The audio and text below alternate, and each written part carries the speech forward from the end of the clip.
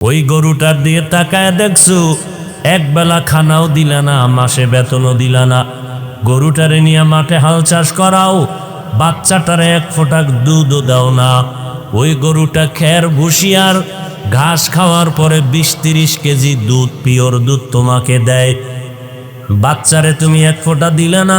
ওই গরুটা যদি মেজাজ গরম করত, কোনো বনি আদমের শক্তি ছিল না দুধ দহন করে ঘরে আনবে। আল্লাহ বলেন নজর করে দেখ, এই গাভীটারে আমি তোমার কেমন খাদেম বানায় দিলাম, গোলাম বানায় দিলাম। একটা কুকুর সারাটা রাত তোমার বাড়ির দরওয়াজায় বসে পাহারা দেয়। রাতের বেলা একটা গাছের পাতাও যদি পড়ে যায়, কুকুর ঘেউ ঘেউ করে আওয়াজ দেয়, দিয়া বলে তোরা যা মনে করো, আমি বাড়ির পাহারাদার ঘুমাই নাই। আমার মালিকের পাহারা দেওয়ার জন্য আমি এখানে দণ্ডায়মান হয়ে গেলাম। এই কুকুর সারা রাত তোমার ঘর বাড়ি পাহারা দেয়, বিনিময়ে তুমি এক বেলার খানাও দাও নাই, একটা টাকাও দাও নাই। কুকুর কোনো দিন রাগ করিয়া মালিকের কামড়ও দেয় নাই। আল্লাহ পাক বলেন বান্দা, আমি আল্লাহ যেইভাবে সব তোমার গোলাম বানায় দিলাম, সব মখলুকাত তোমার গোলামি করতে বাধ্য। এরে বান্দা নজর করে দেখছো নি, রাতের বেলা তুমি মশারি টানাইয়া ঘুমাইতে গেলা, সারাটা দিন কাজ করেছো ব্যস্ত, রাতের বেলা একটু আরামের জন্য ঘুমাইতে গিয়েছো। আমি আল্লাহ রাতের পোশাক বানায় দিলাম তোমার ঘুমানোর জন্য। ওয়াজআলনাল লাইলা লিবাসা ওয়াজআলনান নাহারা মাআশা। ও বান্দা, রাত আমি দিলাম তোমার পোশাক বানায় তুমি আরামে ঘুমাইবা, দিন আমি দিলাম তোমার কামাই রুজি আরামের আয়েশের জন্য।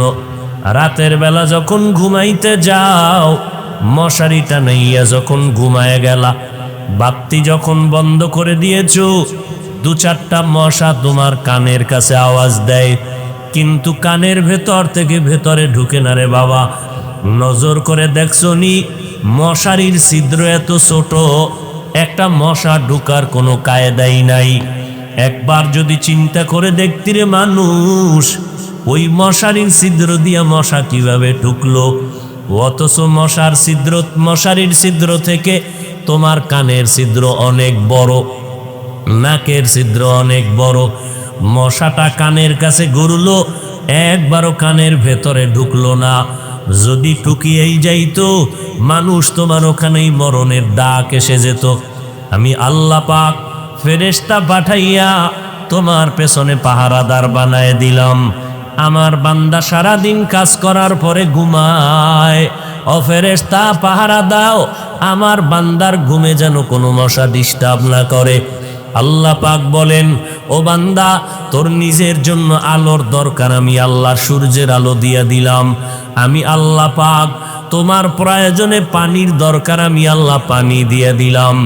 আমি আল্লাহ তোমার প্রয়োজনে রাস্তা দরকার ব্যবস্থা করে দিলাম, জমিন দরকার ব্যবস্থা করে দিলাম।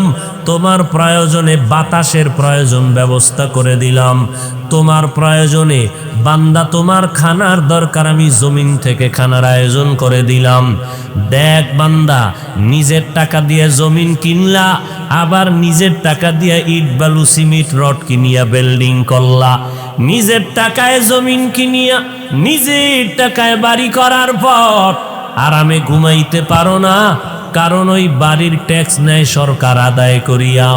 বলে বাড়ি করছো নিজের টাকায়, তাড়াতাড়ি সরকারের বছর শেষে ট্যাক্স দাও, জমিনের ট্যাক্স দাও।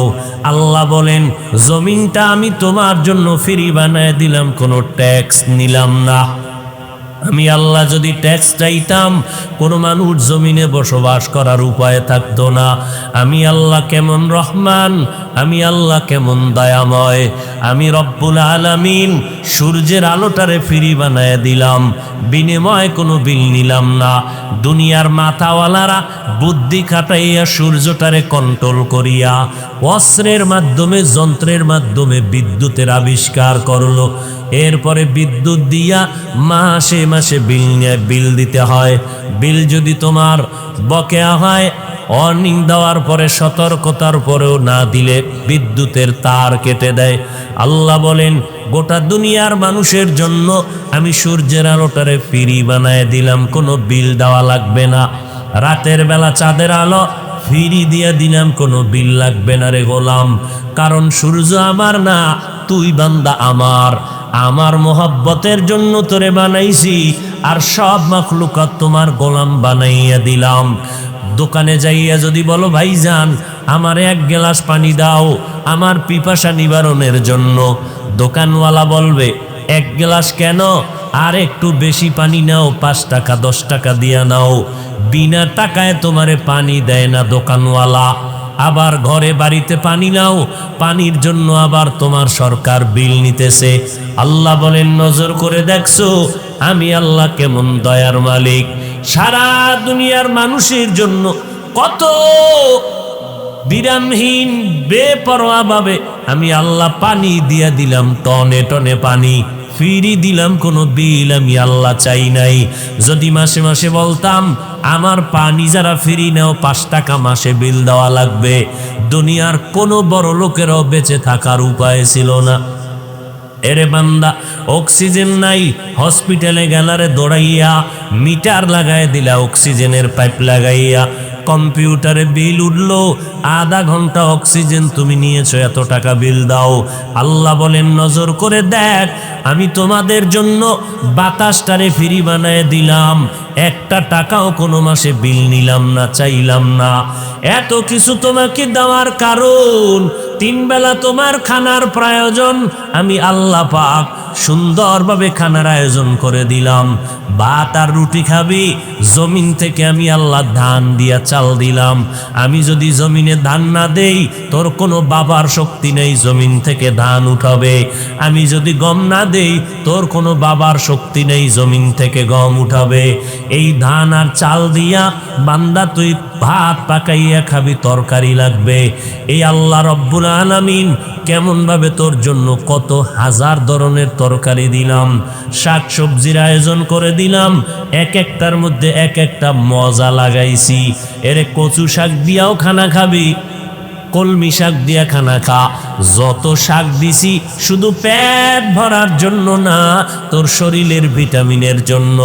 ডাক্তারেরা কয় কচু শাক দিয়া খানা খাও, চোখের জ্যোতি বাড়বে, পাওয়ার বেড়ে যাবে, চোখের পাওয়ার কখনো নষ্ট হবে না।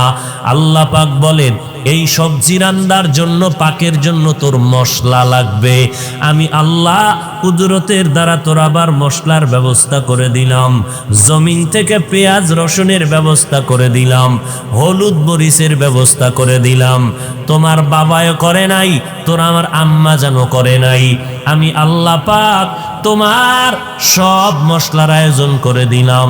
সবজি কতদিন খাবি ভালো লাগে না, আমি আল্লাহ এবার তোর জন্য 1000 রকমের গোশতের আয়োজন করে দিলাম। ও বান্দা গরুটা জবাই দিয়ে খাবি, আমি আল্লাহ কোনো বাধা দিব না। বাচ্চাওয়ালা মুরগিটারে জবাই দিয়া রান্না করে খাও, বাচ্চাগুলো মা মা করে চিৎকার দেয়, তুমি কানেও নাও না। আমি আল্লাহ বেজার না, তোর খেদমতের জন্য বানাইছি, মনের মতো খা। আমি আল্লাহ পাক রব্বুল আলামিন গোশত তোর ভালো লাগে না, আবার নদীর মধ্যে 1000 রকমের মাছের আয়োজন করেছি। ও বান্দা মনে যত পারো তুমি আমার দেওয়া নেয়ামত মাছ খাও।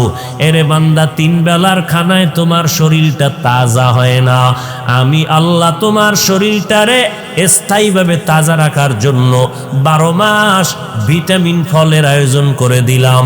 আঙ্গুর বেদানা কমলা তোমার আব্বা বানায় না, তোমার মা বানায় না, আমি আল্লাহ তোমার শরীরের ভিটামিনের জন্য কত ধরনের ফল ফ্রুটের ব্যবস্থা করে দিলাম।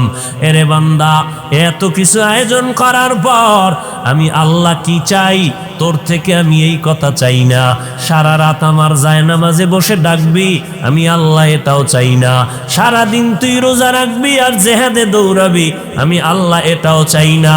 ব্যবসা বন্ধ করিয়া, চাকরি বন্ধ করিয়া, বিয়া শাদী বন্ধ করিয়া অল টাইম তসবিহ টানবি আর আল্লাহরে ডাকবি, আমি আল্লাহ এটাও পছন্দ করি না। বরং আমি আল্লাহ তোর ব্যবসা করার রাস্তাটাও খুলে দিলাম, যত পারো ব্যবসা করো, বাধা নাই।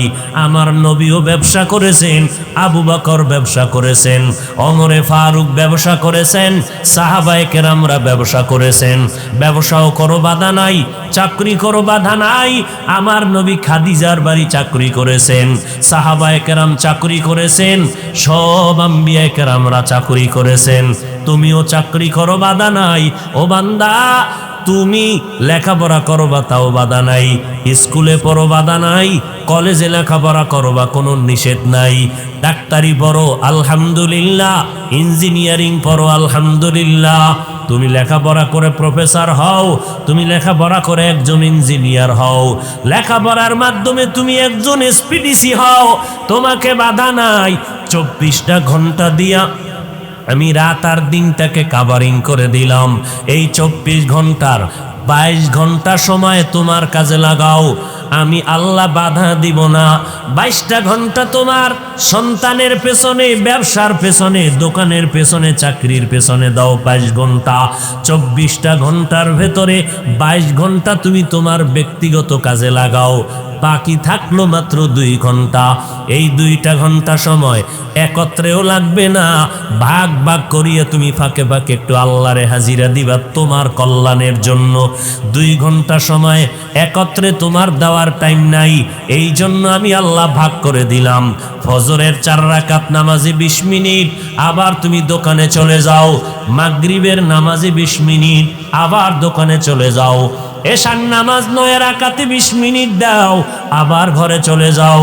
আসরের 4 রাকাত নামাজে 20 মিনিট দিয়া আবার তুমি খেলার মাঠে চলে যাও। ওরে আল্লাহর বান্দা, জোহরের 10 রাকাত নামাজে 20 মিনিট দাও, আবার তুমি তোমার কাজে চলে যাও। এরে বান্দা, রাতের বেলা এশার নামাজ পড়িয়া ঘরে যাও, সন্তানের পেছনে সময় দাও, স্ত্রীর পেছনে সময় দাও। এশার নামাজ পড়ে ঘুমাইয়া আবার ফজরের সময় যদি ওইটা নামাজ আদায় করো 4 রাকাত। আল্লাহ কয়, নবী জানায় দেন, ঘুমাইয়া যেই সময়টা কাটাইলি ওই সময়টাও আমি আল্লাহ নেকের পাল্লায় ওজন দিয়ে দিব।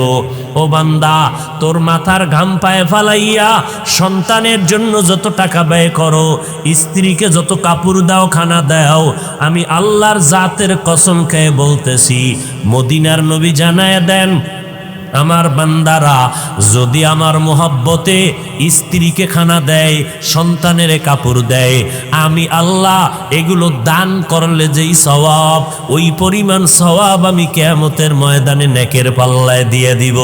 দোকানে বৈশা বান্দা সময় কাটাইলি, হাত দিয়া কাজ করো, পা দিয়া কাজ করো, জবান দিয়া কোনো কাজ নাই।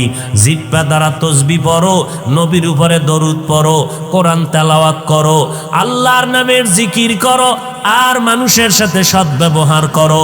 মিথ্যা কথা বলিয়া ব্যবসা করবা না, মাপের মধ্যে ভেজাল দিবা না। 1 টাকার মাল 5 টাকায় বিক্রি করে জালেমের খাতায় নাম উঠাইবা না। কোনো মানুষ যদি মাল কিনিয়া ফিরাইয়া দেয়, অম্লান বদনে খুশি মনে ফিরাইয়া নিয়া নাও, টাকা দিয়া দাও। এই কথা বলিও না, আমার দোকানের মাল আবার বিক্রি করলে ফেরত নেওয়া হবে না। যদি নবীর তরিকায় ব্যবসা করো, তোমার এই ব্যবসার সময়টাও নেকের পাল্লায় দেওয়া হবে। এরে নবীর উম্মতের দল, আমি আল্লাহ তোমার থেকে কি চাইছি হিসাবে তো কিছুই চাইলাম না। ফজরে 20 মিনিট 4 রাকাত, জোহরের 10 রাকাতে 20 মিনিট, আসরের 4 রাকাতে 20 মিনিট, মাগরিবের 5 রাকাতে 20 মিনিট, আবার এশার 9 রাকাত নামাজে 20 মিনিট। এই 20 মিনিট 20 মিনিট করিয়া মাত্র 2টা ঘন্টার মতো সময় আল্লাহর মহব্বতে নিজের কল্যাণের জন্য দিবা। আজকেও দেখলাম হাদিসে নবী বলেন, যারা নামাজ ঠিক মতো পড়ে না, ওরা যদি আকিক পাথরের আংটি লাগাও আর যত ধরনের আংটি লাগাও, পাথর লাগাও, আল্লাহর কসম 1 বার, আল্লাহর কসম 2 বার, আল্লাহর কসম 3 বার, জীবনে তোমার কামাই রুজিতে বরকত হবে না, জীবনে তোমার ব্যবসায় কোনোদিন বরকত হবে না। 5 বেলার নামাজ যারা ঠিক মতো পড়বে, আল্লাহর ফেরেশতারা তাদের জন্য দোয়া করে, ও আল্লাহ আল্লাহ এই বান্দা তোমারে ভুলে না, তুমিও তারে ভুইল না, এর রিজিকে বরকত দিয়া দাও, এর হায়াতে বরকত দিয়া দাও। ও আল্লাহ এর কৃত গুনাহ তুমি মাফ করে দাও। ফেরেশতারা আমার আল্লাহর দরবারে আমাদের জন্য গুনাহ মাফ চায়। ও আল্লাহর বান্দা, এত সুন্দর সুযোগ আমার আল্লাহ দেওয়ার পর সরকারের থেকে 1 টাকাও আমরা নেই না, বরং আমাদের ট্যাক্সের টাকা সরকার নেয়, বিল নেয় সরকার, পানির বিল নেয়, বিদ্যুতের বিল নেয়, আমাদের গাড়ির ট্যাক্স নেয়, বাড়ির ট্যাক্স নিয়া সরকার জনগণের টাকায় চলে। এমপি মন্ত্রী সরকার, কর্মচারীরা জনগণের টাকায় চলে। সরকারের থেকে 1 টাকাও আমরা নেই না। এরপরেও দেখছো একটা আইন যদি অমান্য করো, সাথে সাথে তোমার গ্রেফতারি পরোয়ানা, পুলিশ এসে হ্যান্ডকাপ লাগায় দিবে। আল্লাহ পাক কয় রে বান্দা, সরকারের তোমারটা খায়, আবার সরকারের একটু বিরোধিতা করলে, আইনের অমান্য করলে জেলখানায় দৌড়াইয়া যেতে হবে। আর আমি আল্লাহ তোমার থেকে তো কিছুই নিলাম না, বরং সব দিলাম, চাওয়ার আগে দিলাম, বিনিময় কিছুই চাই নাই। আমি আল্লাহ শুধু আইন করলাম 5 বেলার নামাজ পড়, মা বাবার খেদমত কর, উলামায়ে কেরামের পরামর্শ নিয়ে নেক আমল করো। যেই গাদ্দারেরা আমার দেওয়া নেয়ামত খাইয়া সূর্যের আলো, চাঁদের আলো, পানি বাতাস ভোগ করার পর যেই নিমক হারামার গাদ্দার, আল্লাহকে মানবা না, নবীর তরিকা মতে চলবা না, আল্লাহর বিরোধিতা করবা, নবীর বিরোধিতা করবা, আমি আল্লাহ তোমাদের তো ছেড়ে দিতে পারি না। তোমাদের মতো গাদ্দারের জন্য আমি আল্লাহ জাহান্নাম বানায়া রাখছি। তবে আমি আল্লাহ যতই অন্যায় করো, আমি তওবার দরজা দিয়া প্রতিদিন তোমারে ডাকতে থাকি, ইয়া ইবাদিয়াল্লাযীনা আসরাফু আলা আনফুসিহিম লা তাকনাতু মির রাহমাতিল্লাহ। পাহাড় সম পরিমাণও যদি গুনাহ করো, আমি আল্লাহর দরবারে মাথা নত করে 2 ফোঁটা চোখের পানি ছেড়ে তওবা করো। আল্লাহ বলেন, তওবা যদি করতে পারো, আমি এমন ভাবে পবিত্র বানায় দিব, মনে হয় জানো তুমি জীবনে একটা গুনার কাছেও যাও নাই, এমন ভাবে আমি আল্লাহ পবিত্র বানায় দিব। এই জমিনে কত বড় বড় বেঈমান আর নাফরমানেরও তো আমার আল্লাহ তওবার বিনিময়ে মাফ করে দিয়েছেন। কত বড় বড় বড় বড় গুনাহগার, সীমাহীন, এমন কোন গুনাহ নাই করে নাই, আল্লাহ পাক পরিশেষে তারে মাফ করে দিয়েছেন। আল্লাহর এক বান্দি এমন কোন গুনাহ নাই করে না। একটা নারী দুনিয়ার সব আকামার অন্যায় করিয়া আল্লাহর বান্দি রাস্তা দিয়া হাঁটতেছে, হঠাৎ নজর করে দেখে রাস্তার পাশে একটা কুকুর জিহ্বা বের করে কাঁদতেছে, পানির পিপাসা। আল্লাহর বান্দি জাহান্নামী গুনাহগার দৌড়াইয়া চলে গেল পানির নিকটে, পানি আইনা কুকুরের পান করাবে, কিন্তু পানি নেওয়ার মতো কোনো পাত্র নাই। ওই মহিলা জাহান্নামী নারীটার পায়ে ছিল চামড়ার মোজা, চামড়ার মোজাটা খুলিয়া যখন পানি কূপের থেকে উঠাবে, দেখে পানি আরো নিচে, মোজা দিয়েও উঠানো যায় না, হাতের নাগালে পাওয়া যায় না। আল্লাহর বান্দি গুনাহগার, এবার মাথায় ছিল বান্দির ওড়না লাগানো। একটা জাহান্নামী গুনাহগার নারী রাস্তা দিয়া ওড়না মাথায় দিয়া যায়, আর আমার মুসলমান সন্তানের মা বোনেরা রাস্তা দিয়া যায়, ওড়না পরে না, যাও পরে তাও গলার মাফলা বানাইয়া রাখে। ওই জাহান্নামী নারীটা মাথার ওড়নাটা খুলিয়া একটা মাথা মুজায় বাঁধলো, মুজার সাথে বাঁধিয়া কূপের থেকে পানি উঠাইয়া এবার দৌড়াইয়া ওই গুনাহগার নারীটা ওই কুকুরটাকে পানি পান করাইয়া দিল। সাথে সাথে আমার নবী ডাক দিয়া কয়, সাহাবায়ে কেরাম, ওই বান্দি যখন কুকুরের পানি পান করাইল মোহাব্বত নিয়া, কুকুর কষ্ট পাইতেছিল, ওই মহিলার এতটুকু খেদমতে আমার আল্লাহ এত খুশি হয়ে গেলেন। আল্লাহ পাক গাইবি আওয়াজ দিয়া কয়, রে বান্দি, জীবনে যত গুনাহ করছো আমি আল্লাহ তোর সব গুনাহগুলো মাফ করে দিলাম। কাদের কুদরত দারি বার কামাল আন্তা রব্বি আন্তা হাসবি জুল জালাল তুহি কাদের জলিলুল্লাহ জাহাদার বাঙার হালে তুহি মেরা নেগাহদার। এর এলাকার মুসলমান যুবক, ও পর্দার আড়ালের মা বোনেরা, ও বৃদ্ধ বাবাজি, কয়দিন আর দুনিয়ার বাহাদুরি করবা? এই দুনিয়ায় বড় বড় ক্ষমতাওয়ালা টাকাওয়ালা বাহাদুর নমরুদ, হামান, ফেরাউন, সাদ্দাত কেউ তো বাঁচতে পারলো না। ও আল্লাহর বান্দারা, কত এই মহামারী করোনায় কত তাজা তাজা প্রাণ চলে গেল। ও যুবক ভাই, আল্লাহর মোহাব্বত নিয়ে তওবা করে নাও। অনেকে মনে মনে ভাবে হুজুরদের কথা মানিয়া যদি আমরা নবীর তরিকা মেনে চলি স্বাধীনতা নষ্ট হয়ে যাবে। আমি বিবেকের কাছে প্রশ্ন করি, ও যুবক ভাইরা, বিশিক্ষিত মুসলমানেরা জবাব দাও। আজকে আমরা যারা নবীর তরিকা মেনে চলি, আপনারা যারা নবীর তরিকা মানেন না, নামাজ নাই, রোজা নাই, পর্দা নাই, দাড়ি নাই, টুপি নাই, বলেন আপনারা আমাদের থেকে কত আরামে আছেন, কি পরিমাণ শান্তিতে আছেন?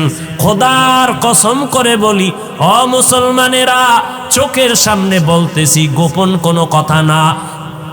আপনারা যতই মনে করেন আমাদের থেকে স্বাধীন আছেন, আল্লাহর কসম আপনারা আমাদের থেকে স্বাধীন নাই। বরং আমরা টুপিওয়ালা দাড়িওয়ালারাও দেখতেছি আপনারা নবীর তরিকা বাদ দিয়াও যেমন 3 বেলা খান, আমরা নবীর তরিকা মানার পরেও তো 3 বেলা খাই। আপনারা নবীর তরিকা বাদ দিয়া বাজার করেন, ব্যবসা করেন, চাকরি করেন। আমরা নবীর তরিকাওয়ালারাও তো বাজার করি, ব্যবসা করি, চাকরি করি। আপনারা নবীর তরিকা বাদ দিয়া আজকে বিয়া শাদী করলেন, সন্তান নিলেন। আমরা নবীর তরিকা ঠিক রাখিয়াও বিয়া করলাম, সন্তান নিলাম। আপনারা নবীর তরিকা আল্লাহর হুকুম বাদ দিয়া দেশ বিদেশ ভ্রমণ করেন। আমরাও তো আলহামদুলিল্লাহ নবীর তরিকা ঠিক রাখিয়াও তো দেশ বিদেশ সফর করি স্বাধীনভাবে। তাহলে আপনারা নবীর তরিকা বাদ দিয়া তো 1 ইঞ্চি আমাদের থেকে সম্মানে নাই।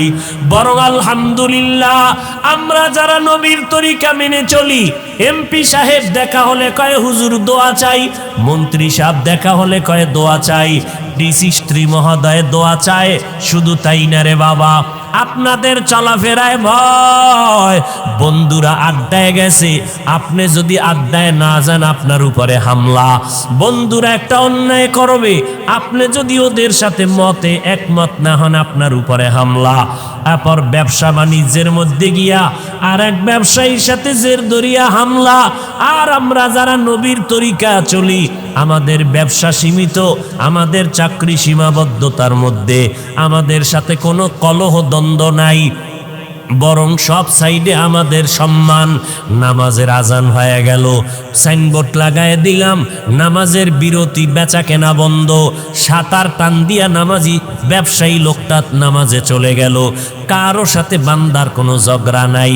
তাহলে আমরা চিন্তা করে ফলাফল স্পষ্ট বের করে দিলাম, আমরা নবীর তরিকা মাননেওয়ালারা দুনিয়াতে আমরা সম্মানেও আছি, আপনাদের থেকে বেশি শান্তিতেও আছি আলহামদুলিল্লাহ। এইবার বলবেন হুজুর, তো আপনাদের মতো কি আমরা পাগড়িওয়ালা হতে পারবো? না, পাগড়িওয়ালা হওয়ার দরকার নাই। আমাদের মতো আপনাদের লম্বা জামা পরিয়া মক্কার ইমাম হওয়া লাগবে না। বরং আপনার লাইনে থাকিয়া শুধু অনুরোধ একটা, আপনার বিবেকের কাছে, আপনার ডানে বামে তাকাইয়া নজর করে দেখেন, আপনার মতো যুবক স্কুলে পড়ে, কলেজে পড়ে, 5 বেলার নামাজি দাড়িওয়ালা আছে না নাই? তাহলে আপনি নিজেরে প্রশ্ন করেন, আপনি কেন পারেন না? আপনার আমার মতো যুবক গাড়ি চালায়, ড্রাইভারি করে, শ্রমিকের কাজ করে, 5 বেলার নামাজির অভাব নাই, আপনি কেন পারবেন না? আমার মনে হয় আল্লাহ আপনার উপরে বেজার, মা বাবার বড়দোয়া লাগছে আপনার উপরে। না হয় এত বয়ান করার পরেও কেন তওবা করেন না? আপনার আমার মতো যুবক র্যাব, আর্মি, পুলিশ, বিডিআরের চাকরি করে, 5 ওয়াক্ত নামাজির অভাব নাই, আপনি কেন পারবেন না? আপনার আমার মতো বান্দা এমপি মন্ত্রী কোটি টাকার মালিক ব্যবসা করে হালালভাবে, হারাম খায় না, নামাজির অভাব নাই। আপনি কেন পারবেন না? আল্লাহর কাছে এখনো সময় আছে, তওবা করে নেন। মনটাকে বুঝাইতে থাকেন, এরে মন, আজকে দুনিয়ার ডানে বামে বন্ধু বান্ধবের অভাব নাই, বাড়ি গাড়ি টাকা পয়সার অভাব নাই, কিন্তু যেদিন আমার চক্ষু দুইটা চিরতরে বন্ধ হয়ে যাবে, ওই দিন আমার আপনজনেরা গেঞ্জিটা বেলেট দিয়া কেটে রাখবে, সাদা 3টা কাফনের প্যাকেট বানাইয়া কবরে নিয়ে যাবে। ওই অন্ধকার কবরে আমার আপন বলতে কেউ থাকবে না। ওই কবরে ডানে মাটি বামে মাটি, অন্ধকার। ওই কবরে যাওয়ার পরে 3টা প্রশ্ন করা হবে। রবের পরিচয় দাও, ধর্মের পরিচয় দাও, রাহমাতুল লিল আলামিনের পরিচয় দাও। ওই কবরে কাউকে জিজ্ঞাসা করা হবে না তুমি কয় টাকার মালিক, তুমি কত লেখাপড়া করেছো, তুমি ধনী না গরিব, আলেম না মূর্খ, একবারও জিজ্ঞাসা করা হবে না। নবী বলেন এই 3টা প্রশ্নের জবাব যারা দিবে তাদের কবর হবে জান্নাতের বাগান। যারা জবাব দিতে পারবে না তাদের কবর হবে জাহান্নামের গর্ত। নবী বলেন কারা পারবে? দুনিয়াতে যারা রবের গোলামি করে যাবে, কবরে গিয়ে তারা জবাব দিবে রব্বি আল্লাহ।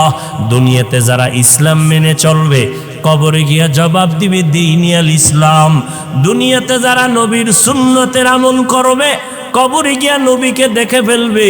আল্লাহ অর্ডার করবে, ফেরেশতা এই বান্দাটা দুনিয়াতে কষ্ট করেছে নবীর দিন কায়েমের জন্য, এখন আর কষ্ট দিও না, বেহেশতের বিছানা কবরে দাও, 3.5 হাত কবরকে বড় একটা বালাখানা বানাও, জান্নাতের সাথে রাস্তা বানায় দাও।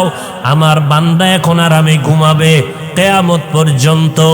নবী বলেন প্রশ্নের জবাব যারা দিতে পারবে না, কারা পারবে না? যারা দুনিয়াতে রবের গোলামি করে না, নবীর সুন্নত মানে না, ইসলাম মানে না, এরা কবরে গিয়া একটা প্রশ্নের জবাবও দিতে পারবে না। আল্লাহর নবী বলেন তখন আমার আল্লাহ রাগান্বিত হইয়া ফেরেশতাকে বলবে, ফেরেশতা এই নাফরমান গুনাহগার দুনিয়াতে আমি কম সুযোগ দেই নাই, আমার দেওয়া পানি বাতাস চন্দ্রের আলো সূর্যের আলো ভোগ করিয়া, আমার দেওয়া নদীর মাছ গাছের ফল জমিনের ফসল খাইয়া এত বড় নিমক হারাম একবারও আলহামদুলিল্লাহ বলে নাই। ওলামায়ে কেরাম নামাজের কথা বলতো পায়ে ধরিয়া, একবারও মসজিদে গিয়া নামাজ আদায় করে নাই। এখন আর সময় দিও না, কবরের মধ্যে জাহান্নামের বিছানাটা দাও, জাহান্নামের সাথে রাস্তা বানাইয়া দাও। একটা না দুইটা না, কবরে 99টা সাপ এসে ভরে যাবে। আল্লাহ পাক রাগান্বিত হইয়া বলবেন, ও কবরের মাটি, এই নাফরমান গুনাহগারকে 2 পার্শ্ব থেকে জোরে জোরে চাপ দাও। কবরের 2 পার্শ্বের মাটি এত জোরে চাপ দিবে পাজরের হাড়গুলো চুরমার হয়ে যাবে। ও আল্লাহর বান্দা বান্দিরা, একটা মশার কামড় সইতে পারো না, ওই কবরে মাটির চাপ কেমন করে সহ্য করবা? যদি বলো না সহ্য করতে পারবো না, তো এখনো সময় আছে, তওবা করে নাও। অন্তর দিয়ে আমার আল্লাহকে মনে মনে ডাকো আর বলো, হে মালিক, এই ময়দানে আমার মতো গুনাহগার কেউ নাই। আমার গুনার খবর আমার মা, আমার বাবা, আমার ভাই বোনেরা, স্ত্রী পরিবারের কেউ জানে না। আয় আল্লাহ, আপনি জানার পরেও তো রাগ করিয়া পানি বন্ধ করেন নাই, বাতাস বন্ধ করেন নাই, খানা বন্ধ করেন নাই। ও আল্লাহ, আজকে তওবার নিয়ত করে ফেললাম, আজকে থেকে আর নামাজ ছাড়বো না, বেপরদায় চলবো না, দাড়ি আর কাটবো না, মা বাবাকে কষ্ট দিব না, ওলামায়ে কেরামের বিরুদ্ধে যাব না, নবীর সুন্নাত অনুযায়ী চলবো, দেশ ও জাতির বিরুদ্ধে কোনো ষড়যন্ত্রে লিপ্ত হব না। তওবা করার যদি নিয়ত থাকে, মুনাফিকি যদি না থাকে, অন্তরের খবর আমার আল্লাহ জানতেছেন, দেখতেছেন। যাদের অন্তরে তওবার খাঁটি নিয়ত আছে, তারা 2টা হাত আমার আল্লাহকে দেখাইয়া দেন। আয় আল্লাহ, হাতগুলো কবুল করে নেন, তওবা কবুল করে নেন, তওবার উপরে মজবুত হইয়া চলার মতো তৌফিক দান করেন, আমিন।